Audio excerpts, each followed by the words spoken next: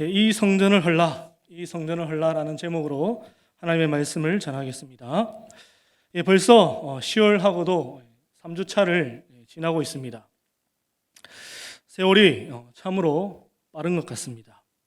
여러분 혹시 2016년도에 개봉한 영화 곡성이라는 영화를 아십니까?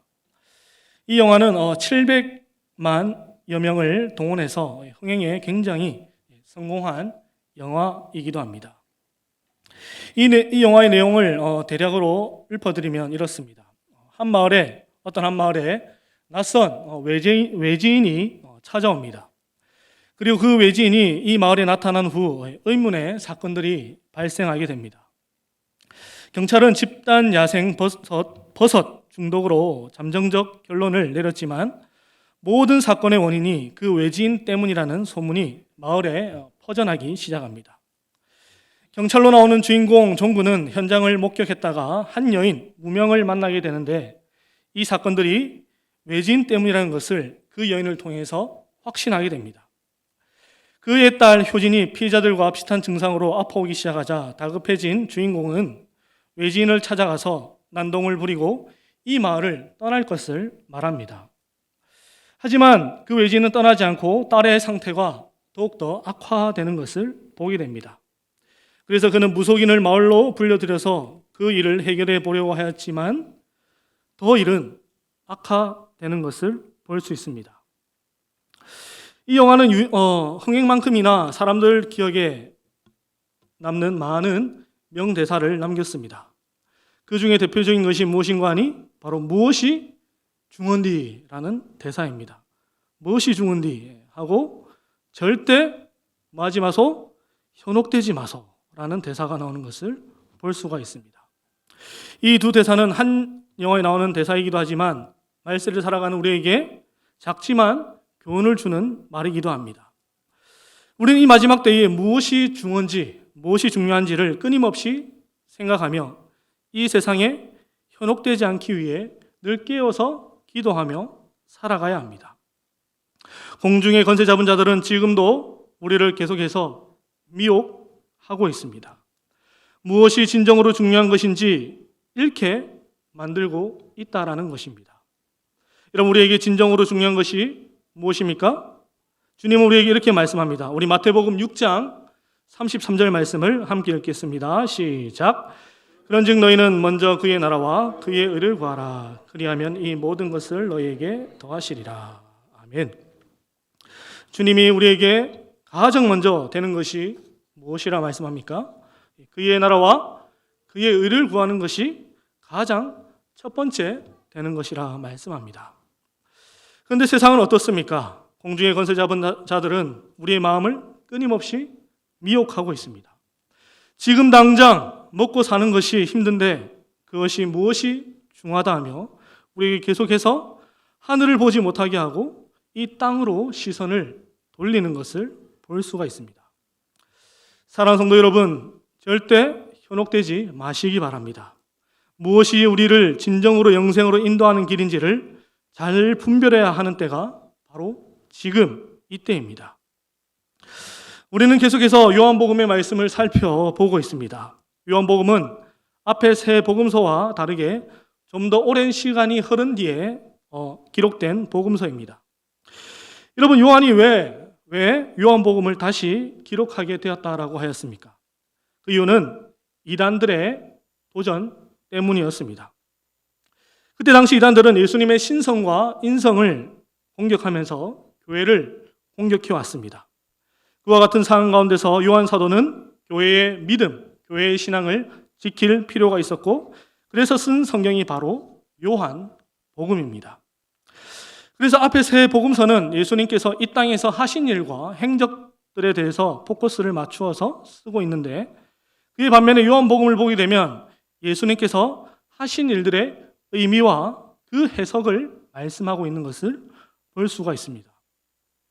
1장부터 그동안 우리가 보았던 내용들을 대략 살펴보면 이러한 내용들이 담겨져 있었습니다. 먼저 말씀이신 주님이 이 땅에 오셨습니다.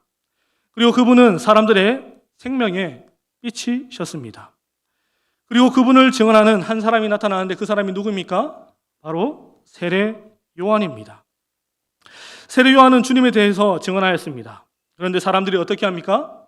주님을 못합니까? 영접하지 않았습니다. 그런데 더욱 놀랍게 주님을 영접하는 자들이 나타나는 것을 볼 수가 있습니다. 어떤 사람들이 주님을 영접한다라고 말씀합니까? 혈통으로나 육정으로나 사람의 뜻으로 나지 아니하고 오직 하나님께로부터 난 자들이 주님을 영접하였다라고 말씀하고 있습니다. 이들을 또 다른 두 글자로 성경이 무엇이라 말씀합니까? 제자라 말씀하고 있습니다. 그리고 주님은 제자들을 불러 모으시고 어느 한 장소로 그들을 인도하시는 것을 볼 수가 있습니다. 주님께서 그들을 어디로 인도하십니까? 바로 가나 혼인잔치로 그들을 인도하십니다. 이 가나 혼인잔치는 우리 주님이 우리의 신랑이 되셔서 창세기 때 죄로 인하여서 우리가 잃었던 그 기쁨을 회복시켜 주신다라는 것을 보여주는 사건입니다. 그리고 또한 나아가서는 요한계시록에 나오는 어린 양의 혼인잔치를 예표하고 있는 사건이기도 합니다. 그렇다면 이 기쁨, 우리가 죄로 인하여 잃었던 그 기쁨을 주님은 어떻게 회복시켜 주시겠습니까? 그 어떻게에 대한 답변이 바로 오늘 본문에 나와 있는 것을 볼 수가 있습니다. 우리 오늘 본문의 첫 구절인 13절과 14절 말씀을 함께 읽어보겠습니다. 시작!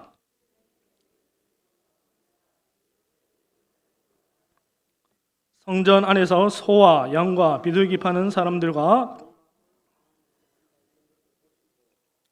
우리는 이 두 구절을 통해서 이 사건이 일어나는 시기와 장소에 대해서 알 수가 있습니다. 먼저 시기가 언제나 말씀합니까? 13절 말씀을 보니까 유대인의 유월절이 가까웠다라고 말씀하고 있습니다. 여러분 유월절이 어떤 절기입니까? 유월절은 이스라엘 백성들의 출애굽을 기념하는 절기입니다. 여러분 그들이 어떻게 출애굽을 할 수 있었습니까? 어린 양의 피로 그들이 어린 양의 피를 하나님의 말씀처럼 그들의 집에 문인방과 문설주에 발랐을 때에 그들은 죽지 않고 애굽을 나올 수 있었습니다. 그리고 이 사건의 장소가 어디라 말씀합니까? 바로 성전이라고 말씀하고 있습니다. 여러분 성전은 처음 솔로몬 때에 지어지게 됩니다. 그리고 바벨론에 의해서 무너졌다가 스룹바벨에 의해서 다시 그 성전이 재건됩니다. 그리고 시간이 흘러 BC 20년경 헤롯 대왕은 유대인들로부터 마음을 사기 위해서 이 스룹바벨 성전을 증축하기 시작합니다. 그리고 드디어 AD 63년에 이 증축된 성전이 완성됩니다. 완성된 그 성전을 보면 사람들이 이렇게 말했습니다. 그 성전은 죽기 전에 꼭 한 번은 보아야 할 건축물이다라고 찬사를 보내었습니다. 그런데 그 화려했던 성전이 어떻게 되었을까요? 완성된 지 7년이 시간이 흐르고 AD 70년에 로마 장군 티투스에 의해 완전히 파멸되게 됩니다. 사랑하는 성도 여러분, 성전의 원래 지어진 목적이 무엇이었습니까? 성전의 본래의 목적은 바로 하나님의 임재와 제사, 하나님을 예배하는 자리였습니다. 그래서 출애굽기를 보게 되면 성막이 처음 지어졌을 때에 이렇게 말씀하고 있습니다. 우리 출애굽기 40장 33절에서 35절 말씀을 함께 읽겠습니다. 시작!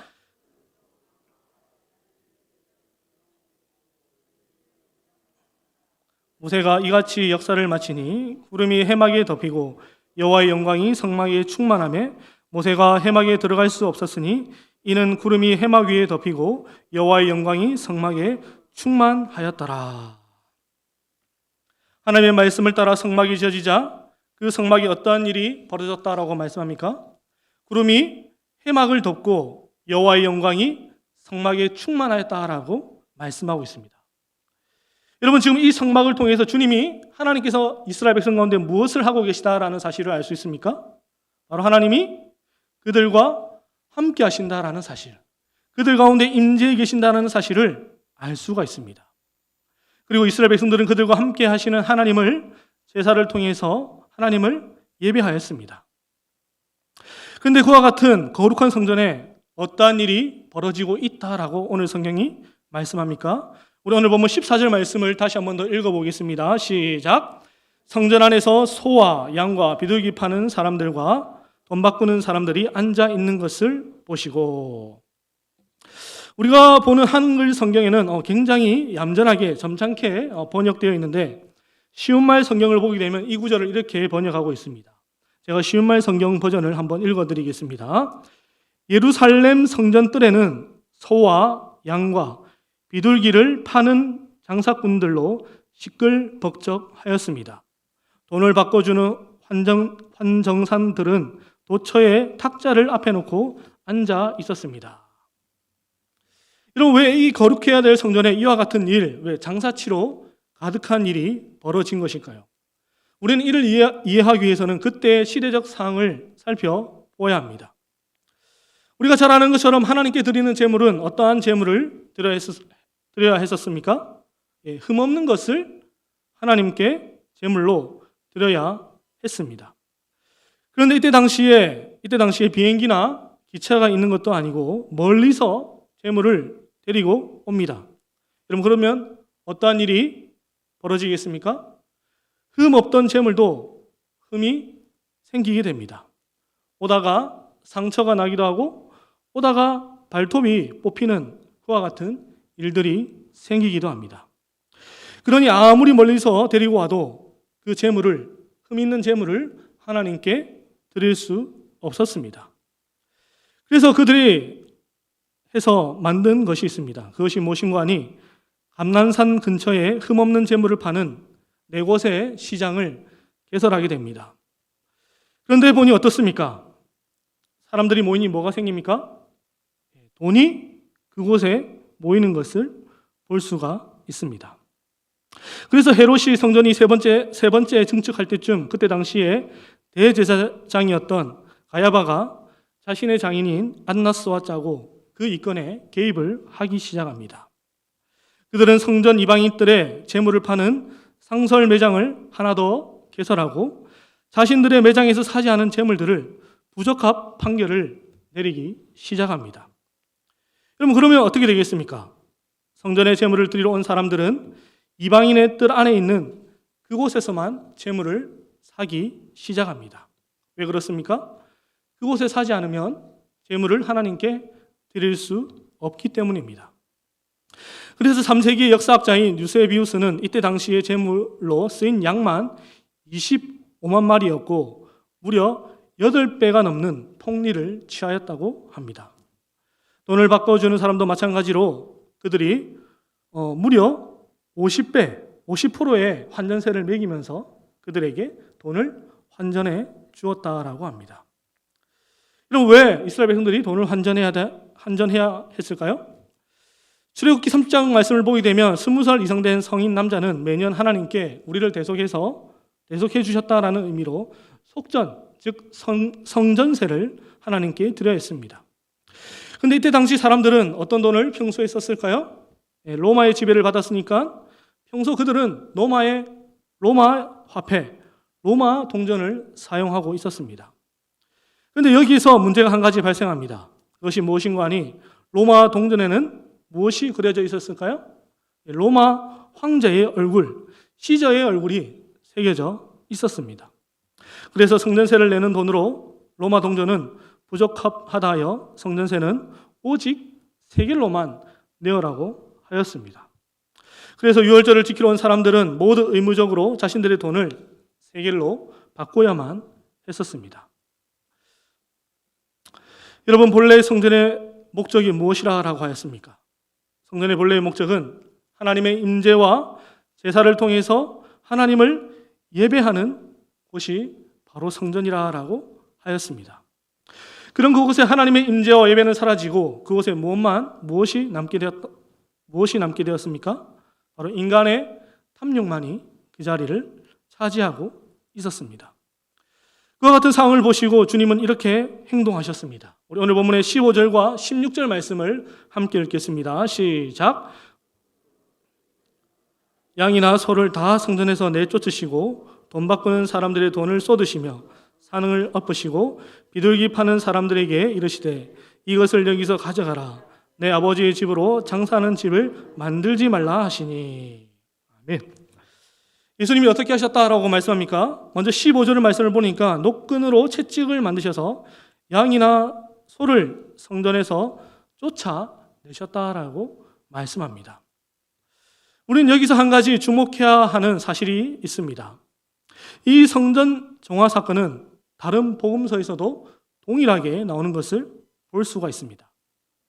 그런데 공관복음서에 나오는 이 성전 정화 사건과 요한복음에 나오는 이 성전 정화 사건에는 약간의 차이가 있다는 것을 발견할 수 있습니다. 어떤 차이일까요? 공관복음서를 보게 되면 앞에 나오는 세 가지의 복음서를 보게 되면 주님이 그 물건들을, 재물을 파는 사람들을 내쫓으셨다라고 말씀합니다. 그런데 요한복음에서는 무엇을 내쫓으셨다라고 말씀합니까? 사람이 아닌 재물을 내쫓으셨다라고 말씀하고 있습니다. 여러분, 왜 예수님이 성전에서 하나님께 제사로 드릴 그 재물을 내쫓으셨을까요? 그 답이 히브리서와 베드로 전서에 나와 있습니다. 우리 히브리서 9장 16절 말씀을 12절 말씀을 함께 읽어보겠습니다. 시작. 오직 자기의 피로 영원한 속죄를 이루사 단번에 성소에 들어가셨느니라. 아멘. 베드로전서 3장 18절 또 읽어보겠습니다. 시작. 그리스도께서도 단번에 죄를 위하여 죽으사 의인으로서 불의한 자를 대속하셨으니 이는 우리를 하나님 앞에서 인도하려 하심이라. 육체로는 죽임을 당하시고 영으로는 살리심을 받으셨으니. 아멘. 주님이 왜 재물을 내쫓으셨습니까? 바로 자신의 몸으로 단번에 속죄의 제사를 올려드렸기 때문입니다. 그리고 그와 같은 예수님의 행동을 보고 유대인들의 반응이 나옵니다. 그들이 어떻게 반응하였다라고 성경이 말씀합니까? 우리 오늘 본문의 18절 말씀을 함께 읽어보겠습니다. 시작. 네가 이런 일을 행하니 무슨 표적을 우리에게 보이겠느냐. 유대인들이 주님께 무엇을 요구합니까? 표적을 구하는 것을 볼 수가 있습니다. 그럼 왜 느닷없이 유대인들이 표적을 구해야 했을까요? 그때 당시 유대인들은 이러한 생각을 가지고 있었습니다. 그때 당시 사람들은 약속의 메시아가 그들을 찾아오면 그들에게 표적을 보여줄 것이라는 믿음이 있었습니다. 그런데 그 표적을 구하는 그들에게 주님이 무엇이라 답하십니까? 오늘 본문의 19절 말씀 함께 읽어보겠습니다. 시작. 예수께서 대답하여 이르시되 너희가 이 성전을 헐라 내가 사흘 동안에 일으키리라. 여기서도 우리가 한 가지 짚고 넘어가야 할 것이 있습니다.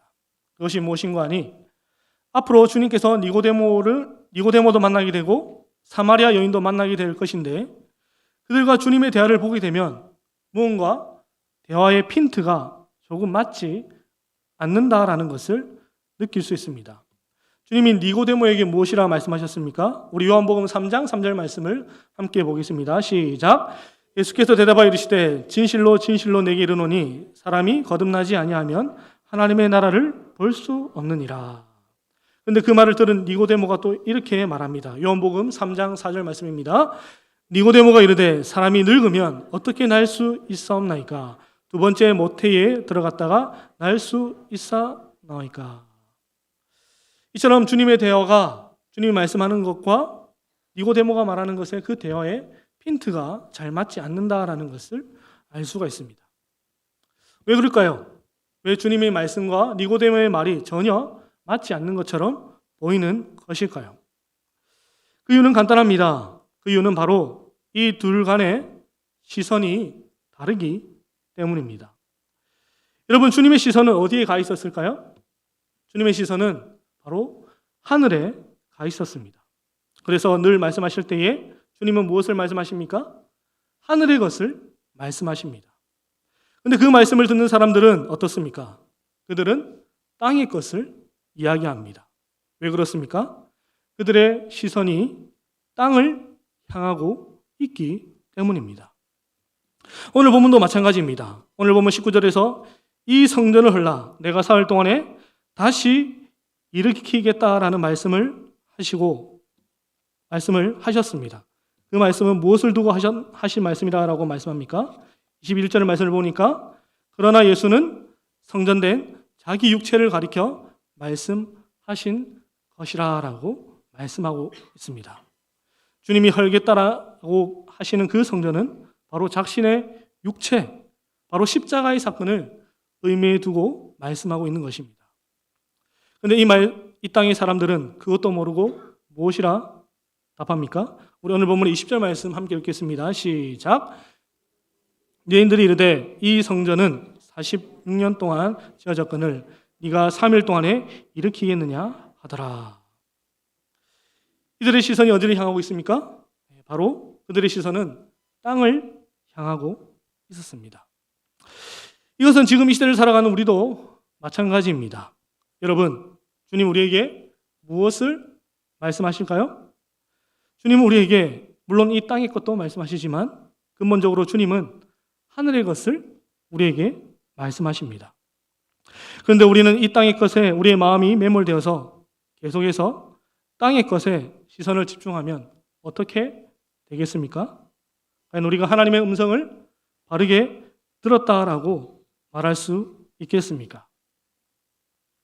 우리의 시선이 늘 언제나 우리 주님처럼 하늘을 향하기를 소망합니다.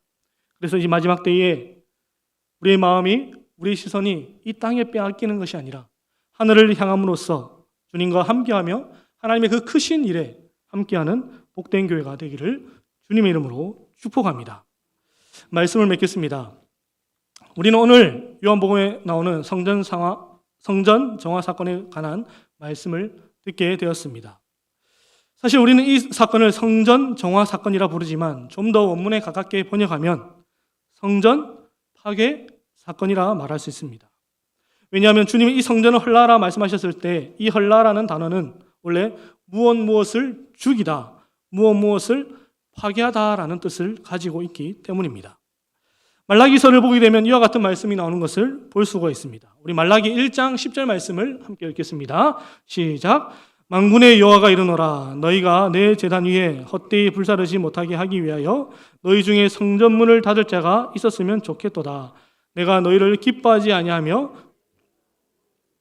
받지도 아니하리라.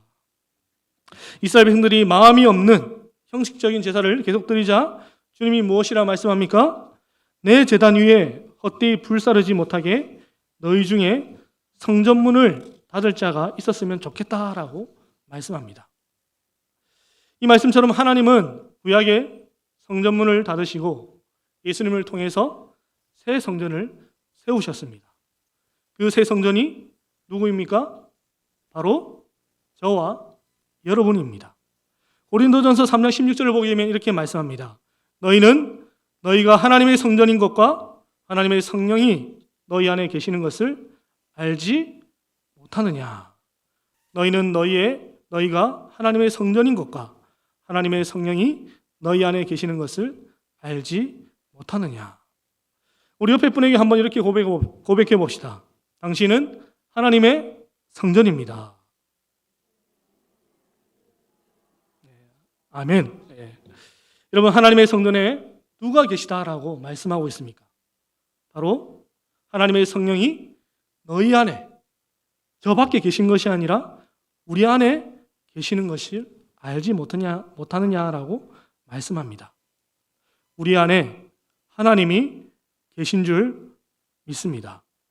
이 마지막 때에 우리와 함께 하시는, 우리 안에 계시는 그 하나님을 믿고 하늘의 음성을 들으며 이 마지막 때를 승리로 삶을 살아내시는 복된 우리 진교회가 되기를 주님의 이름으로 축복합니다. 기도하시겠습니다.